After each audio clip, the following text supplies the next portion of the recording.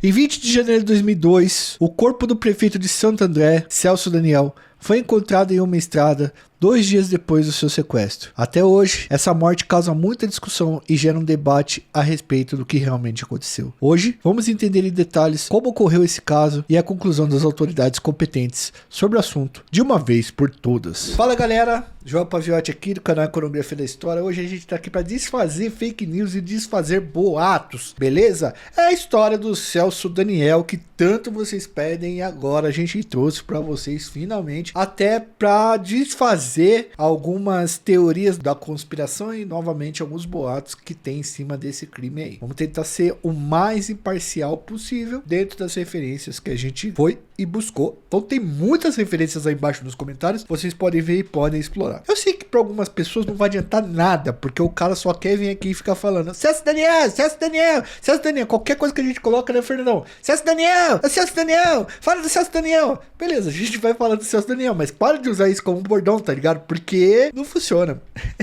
Vamos lá. Edu, roda a vinheta.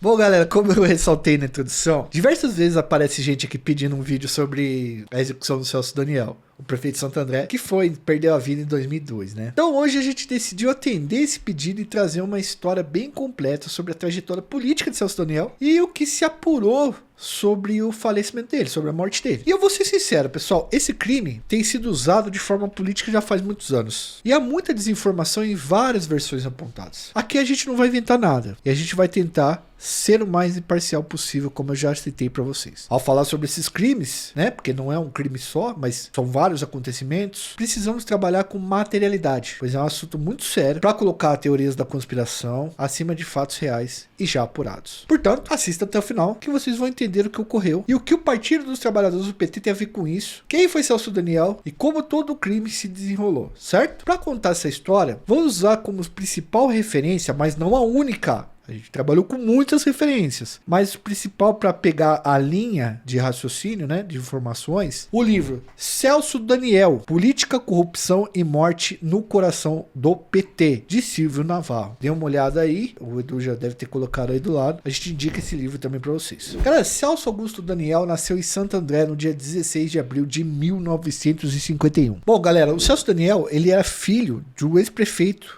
da cidade natal dele, o Bruno José Daniel. E o Celso Daniel começou a carreira política dele pelo PT em 1982, mas ele já tinha trabalhado antes na política. Ele cursou filosofia na USP e fez bacharelado em engenharia no Instituto Mauá de Tecnologia e mestrado na FGV.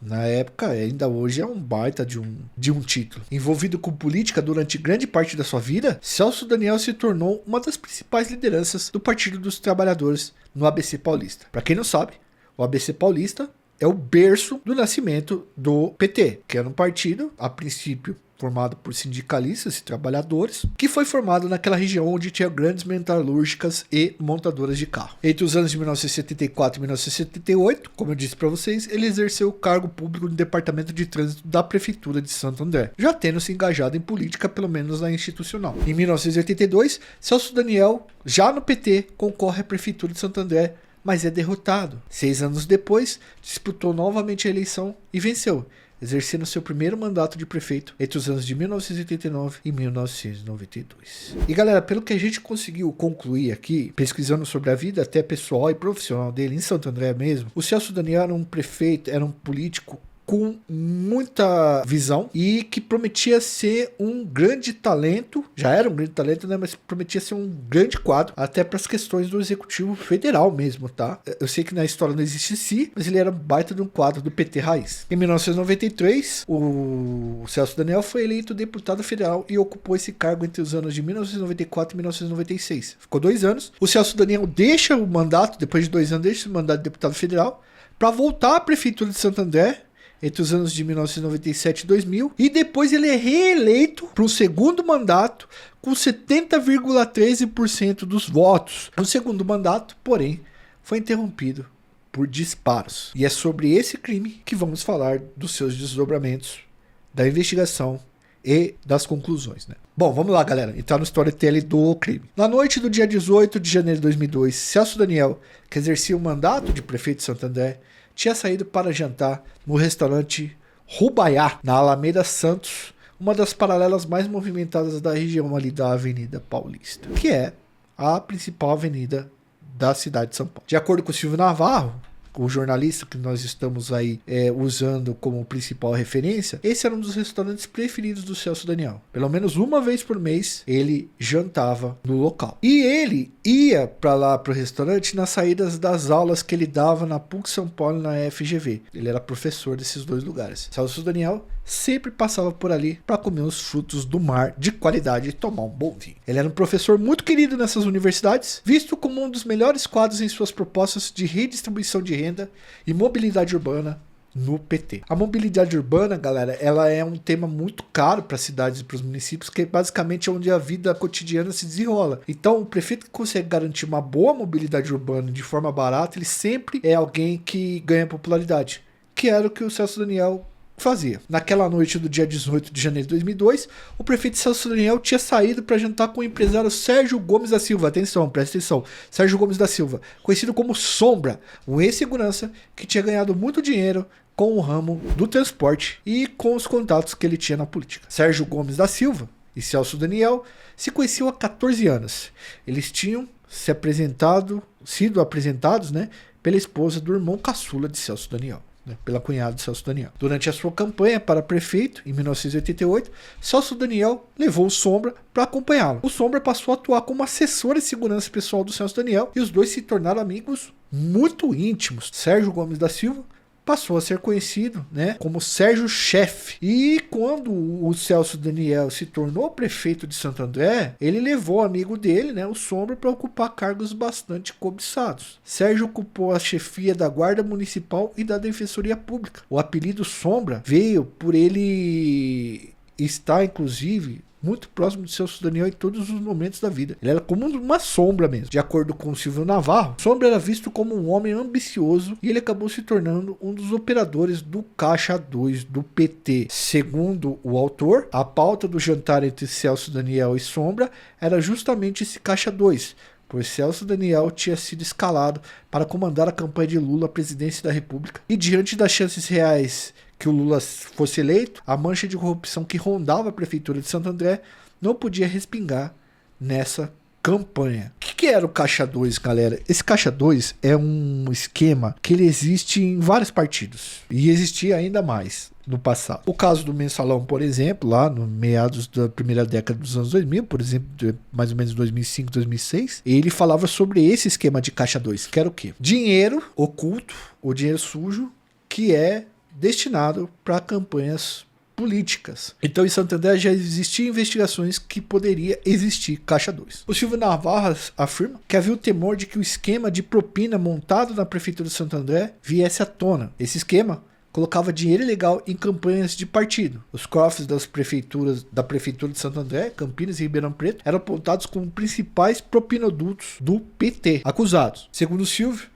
Celso Daniel tinha sido orientado pelo PT a afastar Sérgio Gomes da Silva e seu grupo das finanças da prefeitura. Então, o Sérgio seria, mais ou menos como o Silvio falou, o cara que organizava essa parada. E o PT teria pedido para afastar ele para não sujar a campanha do Lula. Havia suspeita de que Sérgio Sombra operava um Caixa 3 e era preciso tirá-lo de cena para que ele não atrapalhasse as eleições de 2002 que o Lula venceu. Segundo Navarro, Sérgio Sombra enriquecera de forma rápida e irresponsável, e sua atuação ao lado de Celso Daniel como sombra dele poderia manchar a campanha do PT rumo à presidência. Dito isso, vamos voltar para o dia 18 lá. Às 22h59, Celso Daniel e o Sombra deixaram o restaurante lá perto da Avenida Paulista. Eles entraram no Mitsubishi Pajero, que era do Sombra, e seguiram rumo a Santo André. As imagens que a câmera do restaurante captou na saída foram as últimas imagens de Celso Daniel com vida. E aí começa todo o rolo. No cruzamento das avenidas Nossa Senhora das Mercês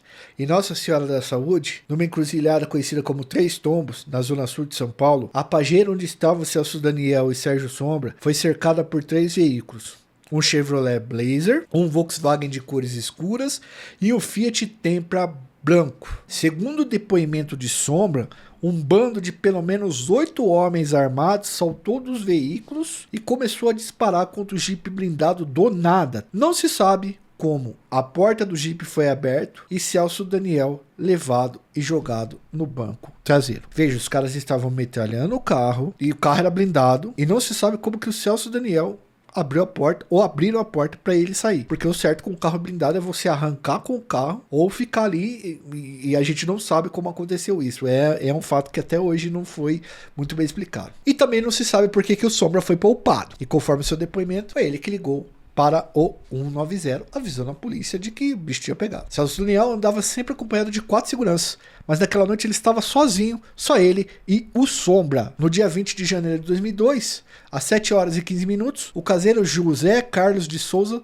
saiu do sítio onde vivia rumo ao centro da pequena cidade de Juquitiba. Ele não tinha a menor ideia do que encontraria em seu caminho naquele dia. Muito sinistro. Depois de cerca de 15 minutos de caminhada, José Carlos encontrou na estrada da Cachoeira, chamado Estado da Cachoeira, o corpo de um homem grisalho de meia idade. O corpo tinha sido alvejado por 8 disparos e estava caído a 150 metros do quilômetro 328 da rodovia Regis Bittencourt, no sentido da capital para o interior de São Paulo. O caseiro chamou a polícia e rapidamente a cena do crime foi isolada. Foi feito tudo certo a princípio. O delegado responsável pela ação estranhou o fato de ter tão pouco sangue para tantos disparos e tomou isso como um indício de que a vítima não tinha perdido a vida ali. Foi o funcionário da funerária que primeiro levantou a hipótese de que aquele homem bem vestido, que estava ali sem vida naquela estrada, poderia ser o prefeito de Santo André, o Celso Daniel, que tinha sido sequestrado no dia anterior e já havia notícias. Geraldo Cruz, prefeito de Imbu, e o deputado federal João Paulo Cunha, ambos do PT, foram chamados para reconhecer o corpo e confirmaram que aquele corpo se tratava do Celso Daniel. A notícia de que o prefeito de Santo André estava sem vida tomou conta de todos os noticiários. A execução de mais um prefeito petista caiu como uma bomba sobre o partido. 4 meses antes, o Toninho do PT, que era prefeito de Campinas, tinha perdido a vida a sair de um shopping da cidade. A gente fala um pouco sobre a execução do Toninho do PT em Campinas, no vídeo que a gente conta a história do Andinho, que era um sequestrador muito famoso de Campinas. A gente fala sobre a execução do Toninho do PT, mas eu acho que vale um vídeo sobre ele também, deixa aí nos comentários se vocês quiserem. Bom, a investigação sobre a execução do Toninho, só para deixar um pouco claro para vocês, foi concluído que se tratava de um crime comum, que Toninho tinha ficado no caminho da quadrilha de Andinho, sequestrador muito conhecido da região ligado ao comando de São Paulo. Toninho teria fechado o carro da quadrilha e foi executado por conta disso. Até hoje muita gente questiona essa versão, inclusive a família, mas ela foi dada como correta para encerrar esse caso. Bom, galera, a execução de Celso Daniel trazia novamente à tona a discussão sobre a morte do Toninho, e os principais quadros do PT passaram a temer que se tornassem próximas vítimas, justamente em um momento em que a eleição para a presidência da República se aproximava e a vitória do Lula se tornava cada vez mais possível. Antônio Palocci, que na época era prefeito de Ribeirão Preto, foi visto no enterro de Celso Daniel usando um colete à prova de balas. Palocci assumiria o lugar de Celso Daniel como coordenador da campanha do Lula e anos depois se envolveria em escândalos de corrupção. O velório de Celso Daniel foi acompanhado por cerca de 18 mil pessoas e foi marcado por muita comoção. Eleito com ampla maioria, como eu disse para vocês, mais de 70% 60% da população, ele era visto como um dos nomes mais promissores do PT na época. O caso era investigado pela seccional de Taboão da Serra, onde o corpo foi localizado e a divisão anti-sequestro atuava, mas havia pouquíssimas pistas que pudessem levar aos autores desse crime. Ficou decidido que o inquérito seria conduzido pela DHPP, Departamento de Homicídios e Proteção à Pessoa, sob o comando do delegado Armando de Oliveira Costa Filho. Delegado muito sério, inclusive. E a investigação acabou chegando à favela Pantanal. Ali, em um local chamado Bar do Mineiro, funcionava um desmanche de carro. Quem tomava conta desse desmanche era um grupo chamado Meninos da Pantanal. Eles formaram uma quadrilha cujo líder era Ivan Rodrigues da Silva, conhecido como Monstro ou Tiozinho. O Monstro era um sequestrador procurado pela Polícia Civil e acabou sendo denunciado pela própria irmã, Evandra Rodrigues da Silva, que integrava o 22º Batalhão Metropolitano de Polícia Militar na época do sequestro de Celso Daniel. A soldada Evandra disse à polícia que a sua família sempre trabalhou nas empresas de ônibus do grupo Transleste. De acordo com Silvio Navarro, a Transleste pertencia a Ronan Maria Pinto, que era responsável por 123 contratos de transporte público de Santo André. Ele era dono de 17 empresas de transporte em 2002. Lembra que eu falei da mobilidade urbana? Foi na casa de um desses sócios, Osias Vaz, que Sérgio Sombra foi depois do sequestro de Celso Daniel. Osias era frequentador de um salão de beleza na favela Pantanal. Esse salão pertencia à irmã de Perninha, um funileiro que pintava o ônibus de Osias. Tá sacando que todo mundo é ligado aí? Na funilaria de Perninha trabalhava um menor que mais tarde foi acusado de roubar a Blazer usada no sequestro do prefeito Celso Daniel. As investigações do sequestro acabaram chegando à quadrilha da favela Pantanal. Homens de menos de 30 anos que executavam sequestros e naquele momento estavam usando um sítio na região de Juquitiba como cativeiro.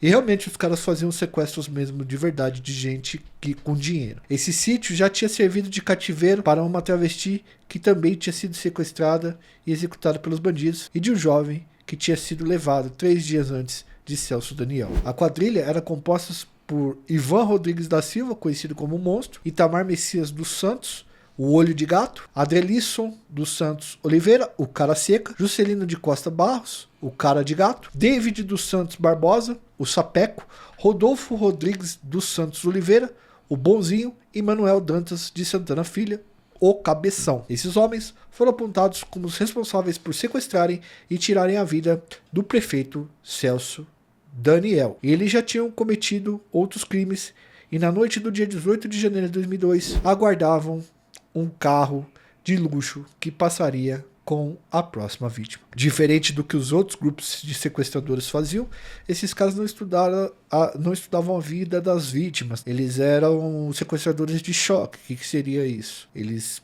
escolhiam um carro de luxo naquela região, sequestravam o cara e eles pressupunham que esse cara do carro de luxo tinha dinheiro. Os criminosos levavam uma submetralhadora, 5 pistolas, um revólver 38, munição extra e aparelhos celulares. Em seus depoimentos, eles alegaram que não sabiam que se tratava do prefeito Celso Daniel, que o plano era abordar o primeiro carro importado que passasse na região dos Três Tombos, né? Região que eles costumavam fazer o sequestro. A Pajero blindado, onde estava Sérgio Sombra e o prefeito, foi abordada pela Blazer. As digitais dos bandidos foram deixadas na porta do Pajero, tá?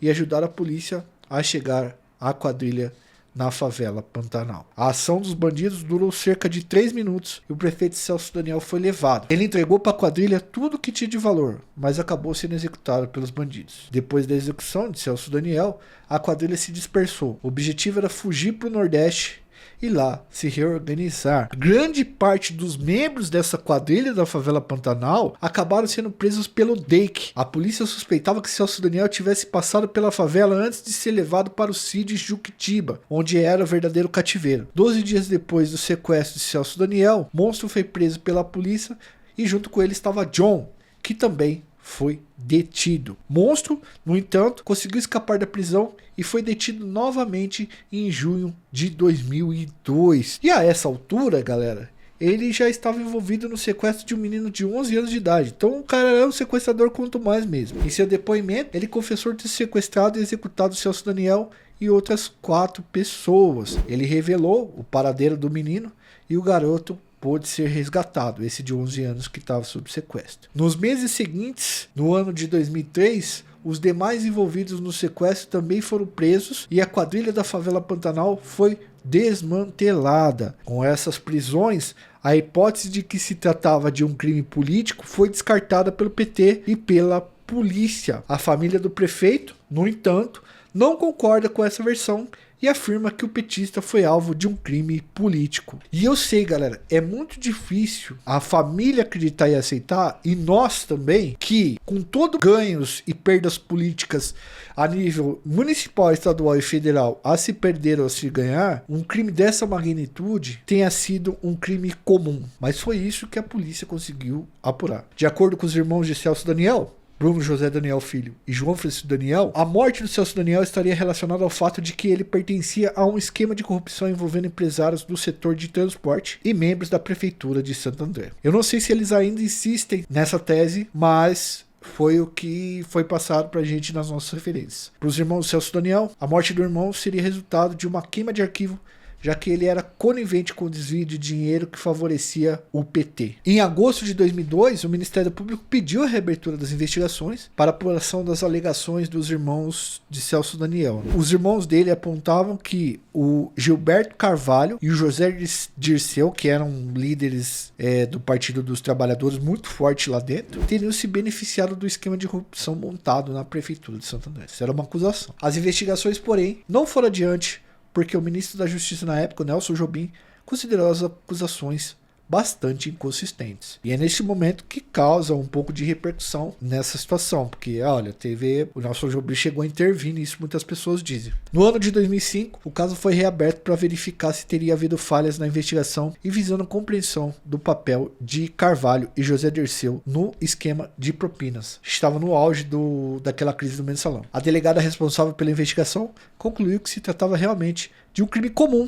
e que os sequestradores não tinham nenhum mandante. Novamente, pela segunda vez consecutiva, foi considerado um crime comum. Em 2012, novamente as investigações foram retomadas sob a alegação de que a execução de Celso Daniel teria sido encomendada por Sombra e de que ele seria o verdadeiro chefe da quadrilha da favela Pantanal. Para o Ministério Público, galera, Celso Daniel era condescendente com as propinas porque elas beneficiavam os cofres do PT. Mas vamos lembrar que a gente estava no meio da Lava Jato e depois, obviamente, que a Lava Jato foi descoberto que eles acabavam investigando muito mais o PT do que outros partidos. A gente tem que ser sincero nesse ponto também. E o Ministério Público apontou que tanto Sombra quanto o Ronan Pinto, lá do transporte, e um outro cara que fazia parte do governo, chamado Clínger de Oliveira Souza, começaram a usar o esquema para obter dinheiro em benefício próprio.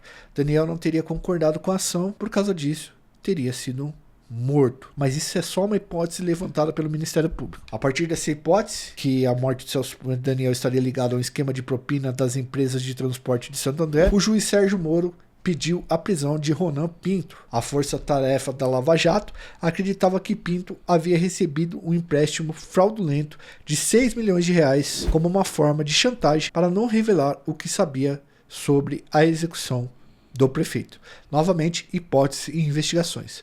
As investigações da Lava Jato não chegaram a nenhuma conclusão definitiva, mesmo com muitas delações e com levantamento de suspeitas sobre o PT. Mas nada foi efetivamente confirmado e as dúvidas acerca da execução do Celso Daniel permaneceram. Essas dúvidas se tornaram ainda mais fortes diante da morte de algumas pessoas cujos nomes apareceram nos depoimentos e na investigação sobre o crime. Uma dessas mortes é a do legista Carlos Del Monte Prince, que foi responsável pela perícia do corpo de Celso Daniel e afirmou que ele tinha sinais de que havia sofrido agressões antes de falecer. Essa informação levantou a hipótese de que os bandidos tivessem tentado arrancar alguma informação de Celso Daniel antes de tirarem a sua vida. Os promotores do caso chegaram a levantar as hipóteses de que Celso Daniel tivesse senhas de papéis relativos à contabilidade de offshores montadas pelo PT para juntar recursos ilícitos para financiar a campanha do presidenciável Lula em 2002. Para a polícia, essas agressões, esse suplício nunca aconteceu. Celso Daniel teria levado um tiro no rosto e depois teria sido alvejado em outras partes do corpo. As investigações da morte desse legista, galera, concluiu que ele tirou a própria vida, o que fez com que que muitas pessoas não concordassem que isso tivesse acontecido. Então, muitas pessoas acabaram não acreditando que o legista tirou a própria vida. Outro nome que foi levantado como envolvido no sequestro de Celso Daniel foi Dionísio de Aquino Severo. Ele era um criminoso que um dia antes do sequestro fugiu de um presídio paulista. Dionísio era o líder daquela organização Comando Revolucionário Brasileiro do Crime, a CRBC, que a gente tem vídeo aqui no canal e vamos indicar para vocês. Uma organização que era rival daquela organização mais forte que atua nos presídios. Dionísio Severo cometia roubos e sequestro e estava ajudando a executar rivais. Quando ele foi preso novamente, disse à polícia que tinha muitas informações sobre o sequestro de Celso Daniel. Mas ele acabou sendo morto na cadeia antes de apresentar qualquer informação. Há quem diga que essa execução foi queima de arquivo para que ele não apresentasse as informações que tinha sobre o sequestro do prefeito. Mas muitas das pessoas assumem com total certeza, na verdade o Dionísio jogou um verde ali, falando isso para poder sair fora da cadeia onde ele estava, que ele seria executado porque ele era contra o comando da capital, que na verdade mandava já em quase todas as cadeias paulistas. Para a polícia, inclusive, né, o que foi apurado é que Dionísio ele foi executado pela organização rival e na verdade ele nunca falou nada sobre o prefeito Celso Daniel, tá? Pelo menos para os agentes penitenciários, foi uma coisa que a imprensa jogou, mas que na verdade o Dionísio ele não tinha informações sobre isso. Ele queria ganhar tempo e tentar escapar da cadeia onde ele estava ali, que ele estava correndo perigo. Para aqueles que defendem que o sequestro do Celso Daniel foi uma execução, que se trata de um crime político, a morte do prefeito petista seria uma grande bomba dentro do partido que aniquilaria de vez a história do PT. Para quem defende que se trata de um crime comum, que é o que nós acreditamos aqui segundo as investigações, o Ministério Público, a Justiça e todas as reaberturas de caso, há provas suficientes para mostrar que Celso Daniel foi executado de maneira semelhante a muitas outras vítimas de sequestro desse tipo, que eram infelizmente comum na região. Há ainda um grupo que diz que atribuir um caráter político ao crime é uma forma de criminalizar o PT, envolvendo na execução de alguém que exercia um papel bastante importante dentro do partido naquela época. O PT ficou muitos anos no poder e há um desgaste, né, natural, e as pessoas vão acusando, vão falando e tal. O partido também já se envolveu em vários escândalos de corrupção. Uma família que sempre expôs essa tal participação do PT no crime é a família Gabrilli, que na época tinha divergências políticas sérias com a ala petista de Santo André e de todo o ABC. Tanto que a filha dos Gabrilli, né, ela é senadora hoje, a Mara Gabrilli. A verdade é que mesmo tendo passado tanto tempo com todas as reaberturas pelas quais o inquérito já passou, ainda hoje pairam dúvidas sobre a execução de Celso Daniel, e a tese de que se tratou de um crime político é retomada cada vez que surge algum fato que tenha alguma ligação com a corrupção praticada na prefeitura de Santo André ou com outras circunstâncias da morte de outros políticos. De materialidade, pessoal, e de nossa parte, o que podemos afirmar aqui com certeza, tá? E a certeza da política, do Ministério Público e da Justiça, é que realmente foi um crime comum. E não precisamos mentir para ganhar likes aqui. Só que também não podemos deixar de passar todas as versões possíveis para um caso. O caso Celso Daniel, apesar de estar concluído, é o tipo de crime que em um país polarizado sempre será um delito polêmico e sem solução para muitas pessoas, pois os dois lados querem soluções distintas partindo de sua própria ideologia. A execução de Celso Daniel é também atualmente uma forma de discurso político muito difundido nas redes sociais e alimentando teorias da conspiração, que muita gente ganha dinheiro com isso, status, fama e até capital político. Então a gente precisa estar ligado toda vez que esse discurso e que esse papo volta. Galera, eu espero que vocês tenham gostado desse vídeo, tenham sentido drama. Eu sei que muita gente que aqui embaixo vai falar que a gente só tá falando besteira, dos dois lados inclusive, mas um dos nossos trabalhos é também desvendar o que já foi investigado, o que já tem do crime, e trazer para vocês aí as versões oficiais que nós temos de reportagem, de notícias, da denúncia do Ministério Público, dos processos,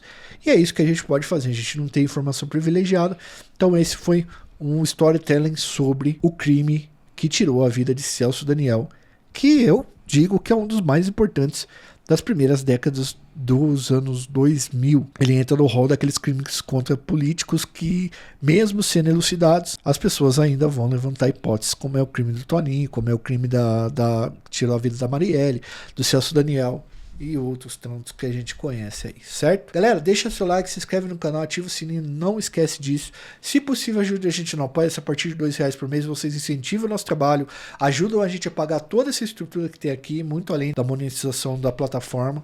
E para falar desses temas, a gente sofre uma restrição de monetização, e eu trazer para vocês entram no Apoia-se. Se couber no bolso de vocês, a partir de R$2 a gente já tem um plano aí, e tem planos de 2, de 10, de 50 e tal. A partir de R$50 vocês entram no nosso grupo de estudo, onde você pode trocar ideia com a gente. E se possível também faz o Pix ou vire membro do nosso canal, que nos ajuda bastante. Certo? Gostaram? Espero que vocês tenham ficado até aqui com a gente. Até uma próxima. Fui. Valeu.